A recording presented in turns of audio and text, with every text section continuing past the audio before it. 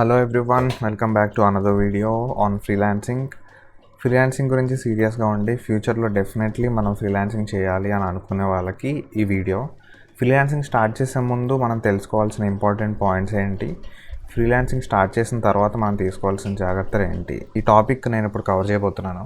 So basically freelancing గురించి అంటే ఏంటి మొత్తం అంతా కూడా నేను ఆల్రెడీ ప్రీవియస్ వీడియోస్లో ఎక్స్ప్లెయిన్ చేశాను. మీరు అవన్నీ ఫాలో అయ్యి ఉంటారు కాబట్టి నేను అదంతా కూడా స్కిప్ చేస్తున్నాను. ఇన్ కేస్ మీరు ఒకవేళ ఫ్రీలాన్సింగ్ గురించి తెలియకుండా కనుక ఈ వీడియోలోకి ఆల్రెడీ వచ్చి ఉంటే కనుక ప్రీవియస్ వీడియోస్ అన్ని కూడా చెక్ చేయండి. అప్పుడు మనకి ఈ టాపిక్స్ అన్ని కూడా చాలా ఈజీగా అర్థమవుతాయి. సో మనకి బేసికల్లీ ఒక జాబ్ చేస్తున్నాం అని అంటే ఫ్రీడమ్ అనేది ఉండదు అనమాట. సో డెఫినెట్లీ ఆ టైంకి మనం లాగిన్ అయి ఉండాలి, లేదా ఆ టైంకి మన ఆఫీస్లో ఉండాలి. కానీ ఫ్రీలాన్సింగ్ అలా కాదు, మనం నచ్చిన టైంలో నచ్చినట్టు మనం వర్క్ చేసుకోవచ్చు అనమాట. సో బేసికల్లీ ఫ్రీలాన్సింగ్లో మనకి చాలా వరకు ఫ్రీడమ్ ఉంటుంది అనమాట. అండ్ ఆల్సో మనకి నచ్చిన ప్రాజెక్ట్స్ మనం చూస్ చేసుకోవచ్చు, మన స్కెడ్యూల్ని మనం కంట్రోల్ చేసుకోవచ్చు. అండ్ మనకి ఏదైతే ఇంట్రెస్ట్ ఉందో అదే స్కిల్ సెట్ని మనం డెవలప్ చేసుకోవచ్చు. అండ్ చాలామంది క్లయింట్స్తో మనం వర్క్ చేసుకోవచ్చు అనమాట. సో అప్పుడు మనకి ఏంటంటే ఒక హెల్దియర్ వర్క్ లైఫ్ బ్యాలెన్స్ అనేది మనకు ఉంటుంది. అండ్ నెక్స్ట్ ఇంకోటి ఏంటంటే ఎక్కడి నుంచైనా కూడా మనం ఫ్రీలాన్సింగ్ వర్క్ అనేది చేయొచ్చు అనమాట. ఇప్పుడు మీరు ఫర్ ఎగ్జాంపుల్ ఏదైనా ట్రిప్ వేద్దాం అనుకుంటున్నారు, ఎక్కడికైనా ట్రావెల్ చేస్తున్నారని అంటే ల్యాప్టాప్ తీసుకుని వెళ్ళిపోతే మీరు ట్రిప్ అంతా అయిపోయిన తర్వాత నైట్ అయినా కూర్చొని వర్క్ చేయొచ్చు. కొంతమందికి డే టైం కాకుండా మిడ్ నైట్ బ్రెయిన్ బాగా పనిచేస్తుంది, అలాంటి వాళ్ళకి కూడా నైట్ టైం వర్క్ చేసుకునే ఫ్లెక్సిబిలిటీ మనకి ఫ్రీలాన్సింగ్లో ఉంటుంది. అండ్ ఆల్సో ఇప్పుడు ఆఫీస్ ఉందనుకోండి, ఆఫీస్కి మనము ట్రావెల్ చేయడానికి కానీ అక్కడ క్యాఫ్టేరియాలో తిరగడానికి దానికి దీనికి చాలా టైం వేస్ట్ అవుతుంది. అదే ఫ్రీలాన్సింగ్ వర్క్ చేస్తే ఆ టైం అంతా కూడా మనకు సేవ్ అయిపోతుంది అనమాట. అండ్ ఆల్సో ఫర్ ఎగ్జాంపుల్ ట్రావెలింగ్కి కానీ బయట ఫుడ్ తినడానికి కానీ అయ్యే ఖర్చులన్నీ కూడా మనం సేవ్ చేసుకోవచ్చు. అండ్ ఆల్సో మన ఫ్యామిలీతో కూడా మనం మోర్ టైం స్పెండ్ చేయొచ్చు. సో బేసికల్లీ ఏంటంటే ఫ్రీలాన్సింగ్కి మనం వెళ్తున్నాం అని అంటే మనకి చాలా ఫ్రీడమ్ అనేది, చాలా ఫ్రీనెస్ అనేది మనకి డెఫినెట్లీ ఉంటుంది. అండ్ ఆల్సో ఎర్నింగ్ పొటెన్షియల్ అనేది కూడా పెరుగుతుంది. స్టార్టింగ్లో మనం కొంచెం ఇబ్బంది పడవచ్చు, కానీ వన్స్ మనము ప్రాజెక్ట్స్ టేక్ ఓవర్ చేయడం స్టార్ట్ చేసిన తర్వాత మనకి పేమెంట్ అనేది అవర్లీ బేస్ ఉంటుంది. నువ్వు 1 hour వర్క్ చేస్తే 1000 rupees అలాగా ఉంటాయి. కాబట్టి ఎర్నింగ్ పొటెన్షియల్ అనేది మనకు డెఫినెట్లీ ఇంక్రీజ్ అవుతుంది అనమాట. సో సింపుల్గా చెప్పాలంటే మంచి స్కిల్ సెట్ ఉన్నాడు ఎక్కడైనా సరే సర్వే అవ్వగలడు. సో సిమిలర్లీ ఫ్రీలాన్సింగ్ ప్లాట్ఫామ్స్లో కూడా సర్వే అవ్వచ్చు. అండ్ ప్రొఫెషనల్గా కూడా చాలా మంచి గ్రోత్ అనేది మనకి ఫ్రీలాన్సింగ్లో దొరుకుతుంది. సో చాలామందికి చాలా హిడెన్ టాలెంట్స్ ఉంటాయి, చాలామందికి చాలా స్కిల్స్ ఉంటాయి. సో ఫ్రీలాన్సింగ్లో మనకి మల్టిపుల్ ఆపర్చునిటీస్ ఉండడం వల్ల ఏంటంటే మనకి ఏదైతే interest, A type of work అనేది మనం చూస్ చేసుకోవాలి. సో దాని ద్వారా ఏంటంటే మనకి నచ్చిన వర్క్ మనం చేయొచ్చు. సో మన ఎక్స్పర్టీస్ని అసెస్ చేయడం ద్వారా ఏంటంటే మనకి దేని మీద ఎంతవరకు నాలెడ్జ్ ఉంది అండ్ మనకి ఏ స్కిల్స్ అయితే ఉన్నాయో అవి మనకి ఫ్రీలాన్సింగ్ మార్కెట్లో ఏమేమి ఉన్నాయో అవి అసెస్ చేయడం ద్వారా ఏంటంటే ఈజీగా మనం వర్క్ అనేది నేర్చుకోవచ్చు అనమాట. ఏదన్నా సరే ఇంట్రెస్ట్ ఉంటే ఇంకా బాగా వర్క్ చేయొచ్చు, not only for money. So మనకు ఆల్రెడీ కొన్ని స్కిల్ సెట్స్ ఉండొచ్చు, వాటిని మనము డిఫరెంట్ ఫ్రీలాన్సింగ్ ఆపర్చునిటీస్కి ఎలా యూజ్ చేయొచ్చు అనేది కూడా మనం చూస్ చేసుకోవచ్చు అనమాట. ఒకవేళ మనకి ఏ స్కిల్స్ లేవని అనిపించినా కానీ మనకి మార్కెట్లో చాలా వరకు కూడా కోర్సెస్ అనేవి అవైలబుల్ ఉంటాయి, పర్సనల్ ప్రాజెక్ట్స్ అవి కూడా అవైలబుల్ ఉంటాయి. సో మనం చేసి మన స్కిల్స్ని ఇంకా డెవలప్ చేసుకొని ఫ్యూచర్లో మనం చాలా వరకు డిమాండింగ్ స్కిల్స్ అన్ని కూడా మనం నేర్చుకోవచ్చు. అండ్ నెక్స్ట్ ఏంటంటే చాలామంది ఫ్రీలాన్సింగ్ వర్క్ చేయాలి అని వాళ్ళకి చాలా ఉంటుంది, కానీ ఏంటంటే వాళ్ళు సరైన పోర్ట్ఫోలియో బిల్డ్ చేసుకోలేరు అనమాట. సో ఇప్పుడు సింపుల్గా చెప్పాలని అంటే మీకు ఒక జాబ్ కావాలి, ఆ జాబ్కి ఇప్పుడు మీరు డైరెక్ట్గా హెచ్ఆర్ దగ్గరికి వెళ్ళి నాకు జాబ్ ఇచ్చాయంటే ఒప్పుకోరు కదా, వాళ్ళు రెజ్యూమ్ అడుగుతారు. సో డెఫినెట్లీ మీ దగ్గర ఒక మంచి రెజ్యూమ్ అనేది ఉండాలన్నమాట. ఆ రెజ్యూమ్ అడిగారు కదా అని చెప్పానని పేరు అడ్రస్ రాసి ఇచ్చేస్తే సరిపోదు. దాంట్లో మీ స్కిల్ సెట్స్ ఏంటి, ప్రీవియస్గా వర్క్ చేసిన ప్రాజెక్ట్స్ ఏంటి, లేదా కాలేజ్ నుంచి వచ్చిన వాళ్ళు అయినా సరే వాళ్ళు మినీ ప్రాజెక్ట్లో ఏదో మెన్షన్ చేస్తారు, ఆల్రెడీ వచ్చిన స్కిల్ సెట్లు ఎంతవరకు వచ్చు ఏంటి అనేది కూడా మెన్షన్ చేస్తారు. సో అలాగా మా ఫ్రీలాన్సింగ్లో కూడా పోర్ట్ఫోలియో అనేది మనం బిల్డ్ చేసుకోవాలన్నమాట. సో ఆ పోర్ట్ఫోలియో అనేది ఎలా ఉండాలనంటే మన క్యాపబిలిటీస్ అన్నీ కూడా డెమాన్స్ట్రేట్ చేయగలగాలి. అది చూసి వాళ్ళకి ఓకే ఈ క్యాండిడేట్ వర్క్తో మనము వర్క్ ఇవ్వచ్చు అని వాళ్ళకి అనిపించాలన్నమాట. సో ఆల్రెడీ మనం ప్రీవియస్గా క్లయింట్స్ దగ్గర ఎలా అయితే వర్క్ చేసామో వాళ్ళు ఇచ్చిన రివ్యూస్ అనేవి ఎంత ఇంపార్టెంటో మనకు ఆల్రెడీ తెలుసు, ఎందుకంటే వాటి ద్వారానే ఫ్యూచర్లో ఇంకా క్లయింట్స్ అనేవి మనకు గ్రోత్ అవుతారనమాట. అండ్ ఆల్సో SEO ఆప్టిమైజేషన్ కూడా ఇంపార్టెంట్. ఒక పర్టికులర్ స్కిల్ సెట్ ఎక్సెల్ అని ఒక ఫ్రీలాన్సింగ్ ప్లాట్ఫామ్లో ఫర్ ఎగ్జాంపుల్ ఫైవర్లో కొట్టారని అంటే పైన మన నేమ్ వచ్చేలాగా చేసుకోవాలి, అదే ఆప్టిమైజ్ ఫర్ SEO అనమాట. And next establishing and online presence, ఇది చాలా ఇంపార్టెంట్. ఎందుకు అని అంటే మనం ఆన్లైన్లో ఫ్రీలాన్సింగ్ వర్క్ చేయాలి అని అంటే వీలైనంత వరకు మనకి ఆన్లైన్లో అన్ని సైట్స్లో కూడా మనకి ఎక్స్పోజర్ అనేది ఉండాలి.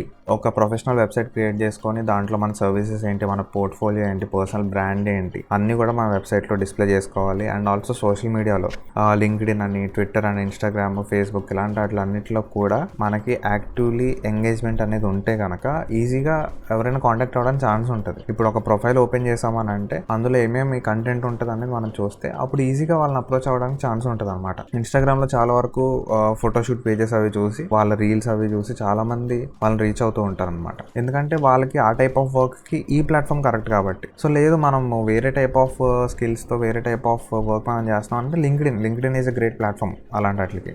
అండ్ ఆన్లైన్లో మన ప్రొఫైల్స్ అనేవి కూడా ఎప్పటికప్పుడు అప్డేట్ చేసుకుంటూ ఉండాలి. వదిలేసి అవుట్డేటెడ్ అయితే మాత్రము డెఫినెట్లీ ప్లాట్ఫామ్స్ అనేవి వీటిని ప్రమోట్ చేయవన్నమాట.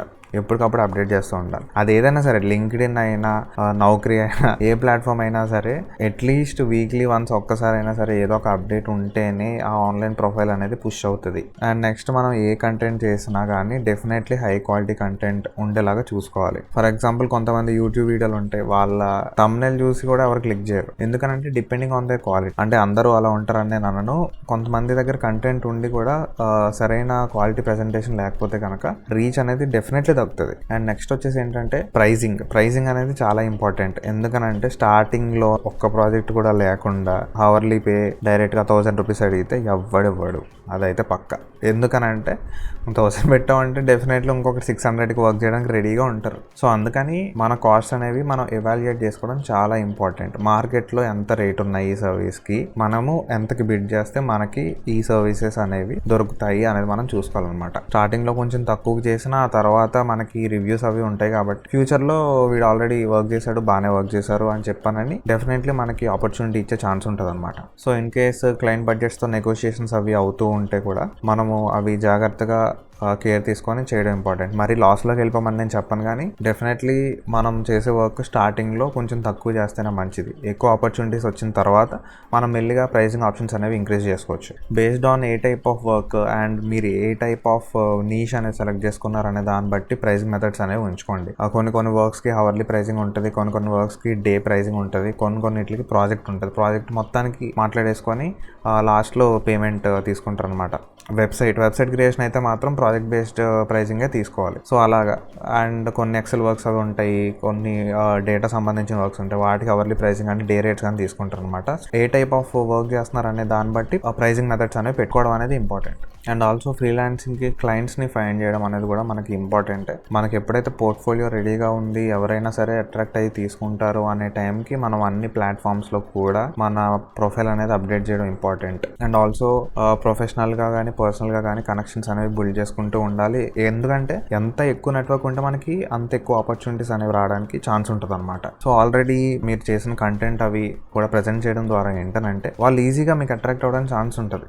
మీరు ఆల్రెడీ వర్క్ చేసింది షోకేస్ చేయకుండా ఉంటే ఎవరు మాత్రం వచ్చి వర్క్ ఇస్తారు చెప్పండి. ఇప్పుడు ఫర్ ఎగ్జాంపుల్ థంబ్నెయిల్ డిజైనర్ ఉన్నారు. థంబ్నెయిల్ డిజైనర్ వాళ్ళు ఆల్రెడీ ప్రీవియస్గా చేసిన థంబ్నెయిల్స్ చూసే మేము ఆపర్చునిటీ ఇస్తాం. వీడియో ఎడిటర్ అయితే వీడియోస్ పంపించాలి. సో అలాగా వాళ్ళు ఆల్రెడీ ఏ కంటెంట్ అయితే చేశారో దానికి సంబంధించిన వర్క్ అనేది షోకేస్ అవ్వాలి. డెఫినెట్లీ షోకేస్ అయితేనే, దానికి అట్రాక్ట్ అయితేనే వాళ్ళు ఆపర్చునిటీ ఇస్తారు. ఊరికే నేను చేసేస్తానంటే సరే తీసుకో అని చెప్పి మనీ అవి ఇచ్చారు కదా. సో అదనమాట. And next managing freelance project. Scope management అంటే ఏంటంటే ఇప్పుడు ఒక ప్రాజెక్ట్ మీరు టేక్ ఓవర్ చేస్తున్నారని అంటే ఆ ప్రాజెక్ట్కి సంబంధించి రిక్వైర్మెంట్స్ ఏంటి, దానికి సంబంధించి మీకు ఎవరైతే వర్క్ చేస్తున్నారో వాళ్ళ దగ్గర ఉన్న ఎక్స్పెక్టేషన్స్ ఏంటి ముందే మాట్లాడుకోవాలి. And next time management. ఏ టైంలోపు ఇవ్వగలము ఏంటి అనేది రియలిస్టిక్గా టైం లైన్స్ మెయింటైన్ చేయాలి. కొంతమంది ఏం చేస్తారని అంటే డెడ్ లైన్స్ మీట్ అవ్వకపోతే పెనాల్టీలు వేస్తారు, కొంతమంది పేమెంట్ డిలే చేస్తారు, ఇవన్నీ ఉంటాయి. సో అందుకని ఏంటంటే టైం మేనేజ్మెంట్ అనేది చాలా ఇంపార్టెంట్. మనము ఎంత ఫాస్ట్గా చేయగలము అనే దాన్ని బట్టి. అండ్ నెక్స్ట్ సేఫ్టీ కూడా ఒక 4-5 డేస్ ఎడిషనల్ వేసుకొని అప్పుడు మనము వాళ్ళకి ఆ టైం ఇస్తే బెస్ట్. అండ్ కమ్యూనికేషన్ అనేది ఇంపార్టెంట్. వీక్లీ వన్స్ అని, వీక్లీ ట్వైస్ అని అలాగా కమ్యూనికేషన్ వాళ్ళతో మెయింటైన్ చేయడం అని కూడా చాలా ఇంపార్టెంట్. ఎప్పుడు కంప్లీట్ చేస్తాము, ప్రోగ్రెస్ ఎంతవరకు వచ్చింది ఏంటి అనేది రెగ్యులర్గా అప్డేట్ చేయడం కూడా చాలా ఇంపార్టెంట్. అండ్ రిస్క్ మిటిగేషన్ కూడా చాలా ఇంపార్టెంట్. ఎందుకనంటే ఇన్ కేస్ ఏమన్నా జరిగితే ఏంటి సంగతి అనేది ముందే మాట్లాడుకొని పెట్టుకోవాలి. ఏమేమి ఛాలెంజెస్ రావచ్చు ఏంటి అనేది మీరు చేసే ప్రాజెక్ట్ని బట్టి మీకు అర్థమైపోతుంది. కాబట్టి ఒకవేళ అలా జరిగితే పరిస్థితి ఏంటి, సంగతి ఏంటి అనేది ముందే మాట్లాడుకోవాలి. అండ్ నెక్స్ట్ పేమెంట్కి మల్టిపుల్ ఆప్షన్స్ ఆఫర్ చేయండి. ఇప్పుడు ఇండియాలో అంటే యూపీఐ ఇవి ఉన్నాయి, కానీ ఇంటర్నేషనల్ ప్లాట్ఫామ్స్కి మీరు వెళ్తే కనుక మల్టిపుల్ పేమెంట్ ఆప్షన్స్ అనేవి మీరు అకామిడేట్ చేయగలిగితే బెటర్. ఎందుకంటే అందరి దగ్గర అన్ని పేమెంట్ ఆప్షన్స్ ఉండకపోవచ్చు, కాబట్టి మీరు అన్నిటికీ ఓపెన్గా ఉంటే బెటర్. అండ్ నెక్స్ట్ ఎప్పటికప్పుడు ఓవర్ డ్యూ పేమెంట్స్ అన్ని కూడా ఫాలో అప్ చేయండి. సో దట్ ఏంటంటే మనకి పేమెంట్స్ అనేవి డిలే అవ్వకుండా చేస్తూ ఉంటాయి అనమాట. అండ్ ఫ్యూచర్లో ఒకవేళ మల్టిపుల్ ప్రాజెక్ట్స్ అలా చేస్తూ ఉంటే కనుక డెఫినెట్లీ మనకి ట్యాక్స్ ప్రిపరేషన్కి అండ్ ఫ్యూచర్ ఇన్వాయిసింగ్ కూడా డీటెయిల్డ్ ఫైనాన్షియల్ రికార్డ్స్ అనేవి చాలా ఇంపార్టెంట్. ఆ ఇన్వాయిస్ పిక్చర్ స్క్రీన్ మీద ఉంది కాబట్టి మీకు అర్థమవుతుంది. సో అలాగా ప్రాజెక్ట్ కంప్లీట్ అయిన వెంటనే కూడా మీకు టైమ్లీ పేమెంట్స్ కోసం ఇన్వాయిస్ అనేది రెడీ చేసి వాళ్ళు పంపించేసేయాలి అంతే.